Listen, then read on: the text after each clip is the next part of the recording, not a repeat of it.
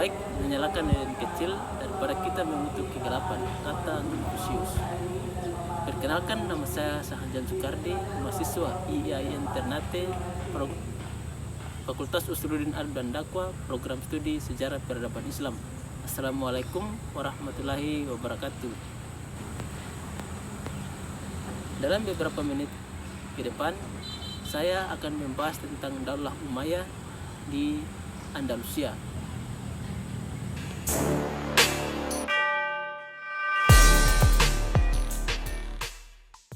Andalusia atau Spanyol merupakan salah satu wilayah kekuasaan Islam pada masa kejayaan dinasti Umayyah yang berpusat di Damaskus. Islam pertama kali menduduki Andalusia pada tahun 711 Masehi di bawah kepemimpinan Tariq bin Ziyad sebagai pimpinan atau jenderal perang kala itu. Pada tahun 757 Masehi, Andalusia atau Spanyol yang dulunya hanya sebagian wilayah kekuasaan Daulah Umayyah yang berpusat di Damaskus kini menjadi salah satu dinasti Umayyah yang dipimpin oleh Abdurrahman Ad-Dakhili yang berhasil melarikan diri dari pemberontakan yang terjadi pada dinasti Umayyah di Damaskus oleh para keturunan Abbasiyah, yang kemudian itu mereka keturunan Abbasiyah membangun dinasti yang baru yang bernama dinasti Abbasiyah. Oke, dalam penaklukan yang dipimpin oleh Tariq bin Ziyad pada tahun 711 Masehi, umat Islam berhasil menguasai beberapa kota besar di Andalusia seperti Cordoba, Sevilla, Granada, dan Valencia. Kota-kota besar itu berkembang sangat pesat dalam segi peradaban maupun kebudayaan. Cordoba menjadi permata Eropa saat itu, di mana ilmu seni dan budaya mekar dan tumbuh subur di bawah kekuasaan Islam. Andalusia menjadi pusat peradaban yang berkembang sangat baik dari segi ilmu pengetahuan, di mana ilmu-ilmu seperti bahasa, pendidikan, kepustakaan, sejarah, ilmu alam, filsafat, agama, dan juga dalam seni.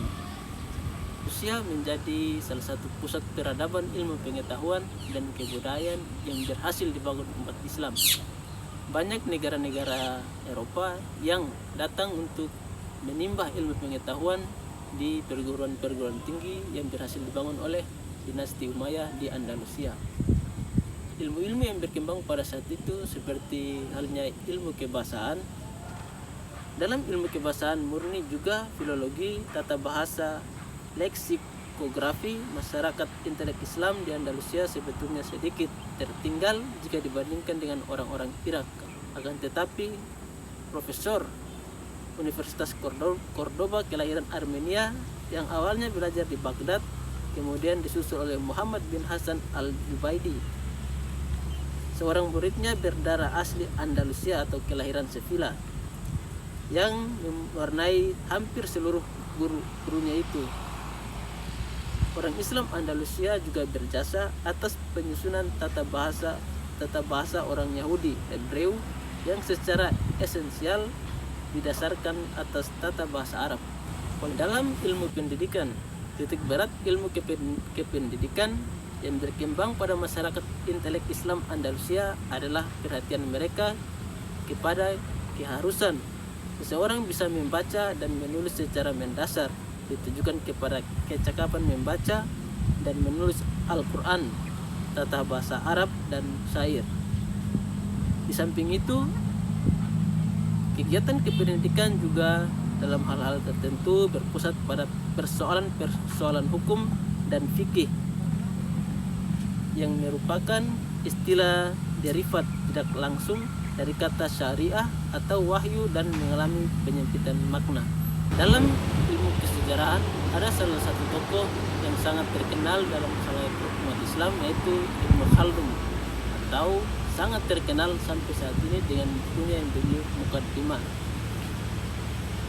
Perkembangan kesejarahan di Spanyol tidak bisa lepas dari peran Ibnu Khaldun sebagai sosok reformer, baik analisis sejarah murni ataupun historiografi. Ada juga dalam ilmu alam yang sangat berkembang pada saat itu. Perkembangan ilmu kealaman di masyarakat intelek Islam Andalusia ditandai dengan munculnya tokoh-tokoh dalam cabang-cabang ilmu tersebut seperti astronomi, matematika, ilmu tumbuhan, kedokteran, dan lain-lain. Dalam perkembangannya terdapat satu ilmu sempalan dari astronomi yang kemudian dinilai kontroversial oleh umumnya masyarakat Islam, yaitu astronomi. Tokoh Abu Masyar Ja'far Ibnu Muhammad Ibnu Umar Al-Falaki, ia mengatakan bahwa posisi bintang-bintang berpengaruh dalam kelahiran, kematian, dan apa saja yang terjadi di muka bumi ini. Adapun juga perkembangan ilmu filsafat, di mana melihat perkembangan ilmu filsafat di kalangan masyarakat intelek Islam Andalusia akan nampak dinominasi dari 3 orang filsuf kelahiran negeri tersebut, yaitu Ibnu Bajjah, Ibnu Tufail, dan Ibnu Rushd, dengan tidak bermaksud mengecilkan para filsuf lain yang tidak terpopulerkan dalam sejarah. Mereka telah berjasa meletakkan fondasi, membangun dan menyempurnakan filsafat dalam dataran Andalusia tersebut. Dalam perkembangan ilmu pengetahuan dan kebudayaan yang dibawa oleh umat Islam di Andalusia mempunyai dampak besar bagi bangsa-bangsa Eropa. Kemudian banyak dari bangsa-bangsa Eropa ataupun orang-orang Eropa yang datang untuk belajar ilmu pengetahuan yang kemudian nanti mengembangkan ilmu pengetahuan tersebut. Keberadaan berbagai perguruan tinggi di kota-kota besar yang ada di Andalusia saat itu telah menjadi tujuan orang-orang Barat yang mencari pencerahan ilmu pengetahuan. Salah satu orang-orang Barat itu bernama Gerard yang berasal dari Cremona. Ia merupakan salah satu tokoh yang mentransfer ilmu pengetahuan dari Andalusia ke Eropa. Atas kecintaannya pada ilmu pengetahuan, ia rela belajar bahasa Arab dan berhasil menerjemahkan sekitar 71 buku ke dalam bahasa Latin sebelum meninggal tahun 1187 Masehi. Setelah sekian lama umat Islam menduduki Andalusia, pada tahun-tahun terakhir terjadinya banyak pemberontakan. Adapun sebab kemunduran dan runtuhnya Daulah Umayyah itu ada beberapa.